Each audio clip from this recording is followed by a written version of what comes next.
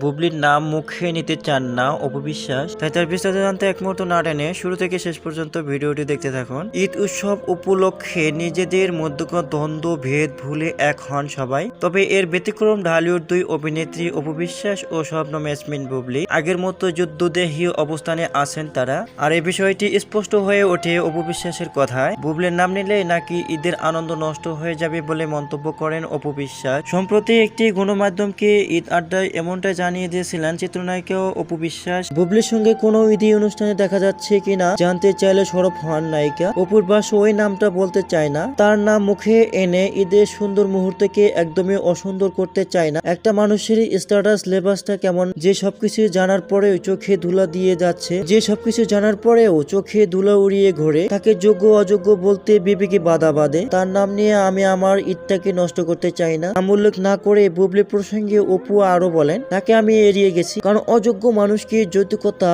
দেওয়া মানে নিজের যোগ্যতাকে প্রশ্নবিদ্ধ করা। আর কথায় কি বলতে হয় সেটা কি তিনি জানে?